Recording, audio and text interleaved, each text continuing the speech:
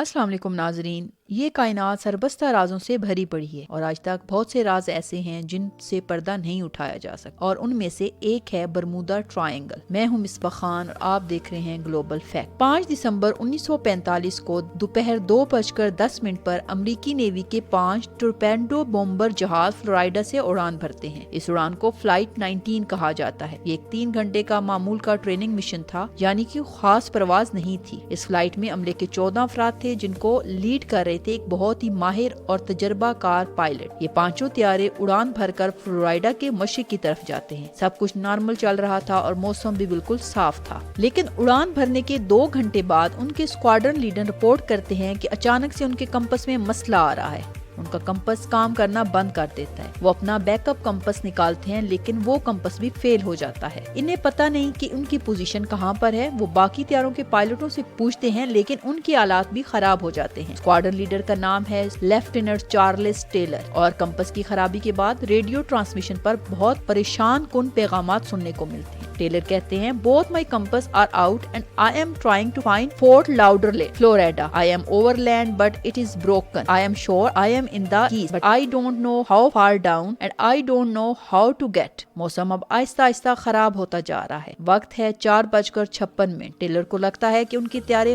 खलीज Mexico के ऊपर पहुंच चुके हैं, इसलिए इन्हें वापस फ्लोरिडा जाने के लिए मशरिक की तरफ फ्लाई करना होगा। इसलिए वो अपने सब त्यारों को कमांड देते हैं कि मशरिक की तरफ परवाज की जाए, लेकिन अमले के कुछ अफराद को लगता है कि मशरिक में मौजूद हैं, इसलिए इन्हें मगरिब की तरफ उड़ना चाहिए। इस ऑर्डर एकदम बाद इस त्यारे में से एक से रेडियो ट्रांसमिशन पैगाम सुनने को मिलता है, Damn it, if we could fly west, we could get home. Head west. दर हकीकत बाकी अमले के अफराद को इस बात पर यकीन था कि अगर इन्हें घर पहुंचने के लिए मगरिब की तरफ फ्लाई करना था। मौसम बहुत ज्यादा खराब हो जाता है, सूरज गरूब हो जाता है और हर तरफ अंधेरा छा जाता है। इस वक्त माना जाता है कि ये जहाज फ्लोरिडा से 370 किलोमीटर दूर मशरिक में थे। शाम के 7:04 पर टेलर की आखिरी रेडियो ट्रांसमिशन आती है। All planes come close. Light will have to ditch unless landfall. We all go down together. इसके बाद ये पांचों के पांचों त्यारे हमेशा हमेशा के लिए गायब हो जाते हैं। आज के दिन तक इन प्लेन्स का कोई सुराग नहीं मिला। इनके बारे में हम नहीं जानते कि कहां पर हैं, इनके साथ क्या हुआ। फ्लाइट 19 के गायब होने के बाद सर्च एंड रेस्क्यू मैरीन उड़ता है 13 लोगों के साथ। इसका मिशन फ्लाइट 19 के लोगों को ढूंढना है। ये ढूंढने निकलता है और ये भी गायब हो जाता है। पहले फ्लाइट 19 के 14 लोग गायब और अब search and rescue marine aircraft के 13 लोग गायब। इसके बाद कई दिनों तक बहुत बड़ा air and C search operation बुलाया जाता है, इस वक्त का सबसे बड़ा सर्च ऑपरेशन। इन दोनों फ्लाइट्स को ढूंढने के लिए लेकिन सुराग नहीं मिलता। ना तो किसी शख्स की लाश मिलती है और ना ही एयरक्राफ्ट का कोई टुकड़ा मिलता है। हर चीज एकदम गायब। दिलचस्प चीज ये है कि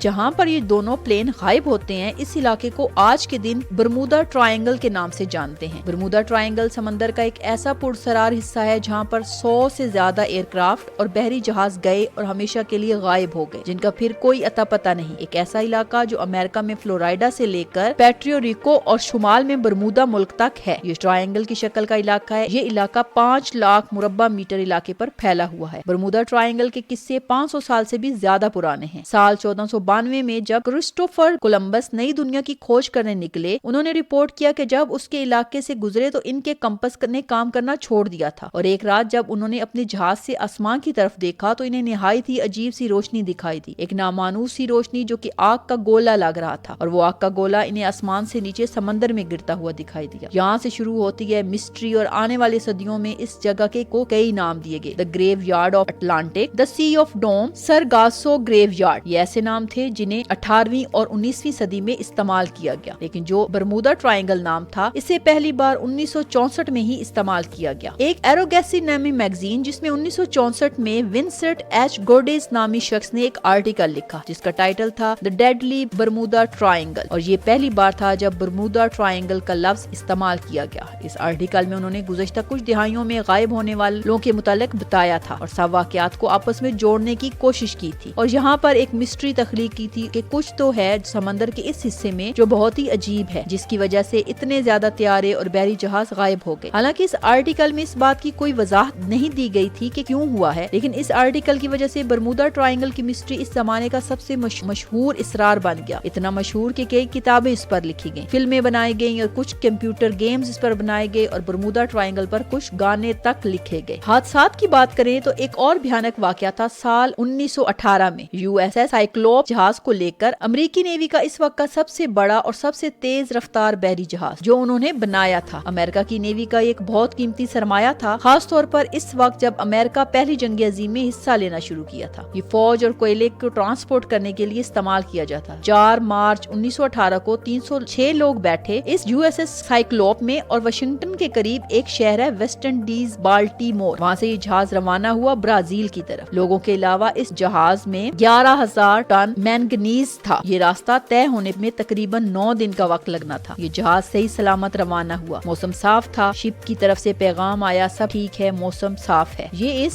شپ کا آخری پیغام ثابت ہوا۔ یہ جہاز اپنے راستے نکلا اور اس کے بعد اس کا کوئی اتا پتا نہ ملا، اچانک سے یہ غائب ہو گیا۔ اس نے سب کو چونکا کر رکھ دیا۔ امریکی نیوی کا سب سے بڑا شپ اس طرح اچانک کیسے غائب ہو سکتا ہے؟ اگر یہ واقعہ آپ کو سننے میں پرسرار لگتا ہے تو اس سے بھی زیادہ خوفناک اور ڈراؤنی ہے ایلن آسٹن کی مسٹری۔ 1981 میں ایک 210 فٹ لمبا بحری جہاز تھا ایلن آسٹن کے نام کا، لندن سے نیو یارک جا رہا تھا۔ بڑی عام سی بات تھی، اس دور میں بہت سے بحری جہاز سفر کرتے تھے، لیکن راستے میں ایلن آسٹن کو ایک انجان جہاز دکھائی دیتا ہے برمودا ٹرائنگل کے پاس۔ باہر سے دیکھنے میں یہ جہاز بالکل عام سا لگ رہا تھا، لیکن اس کے اندر کسی انسان کا نام و نشان تک نہیں تھا، کوئی عملہ نہیں تھا، کوئی لوگ نہیں تھے۔ تو ایلن آسٹن کے کپتان نے سوچا کہ جہاز میں جا کر دیکھتا ہوں کہ کیا ماجرا ہے۔ انہوں نے پہلے تو اپنے جہاز کو ان کے جہاز کے ساتھ لگا کر 2 دن انتظار کیا کہ اگر کوئی ہو تو پتہ چل جائے، اس کا کوئی نشان دکھائی دے جائے، اگر کوئی جہاز میں موجود ہو تو اس کا رد عمل پتہ چل جائے، لیکن کوئی رد عمل سامنے نہیں آیا۔ اس کے بعد کپتان نے اس جہاز میں قدم رکھا۔ اس نئے جہاز کے اندر بہت سارا سامان رکھا تھا، ہر چیز اپنی جگہ پر موجود تھی۔ ان دنوں لوگوں کو بحری قزاقوں کا ڈر رہتا تھا کہ کہیں سمندری ڈاکو ان کا سامان نہ لوٹ لیں۔ یہ سب اس انجان جہاز کے ساتھ نہیں ہوا تھا، کیونکہ سب قیمتی چیزیں جہاز میں موجود تھیں۔ اس لیے ایلن آسٹن کے کپتان یہ فیصلہ کرتے ہیں کہ اپنے عملے کے کچھ افراد اس جہاز پر بھیج دیتا ہوں اور دونوں جہازوں کو ساتھ ساتھ لے کر چلتے ہیں۔ پہلے 2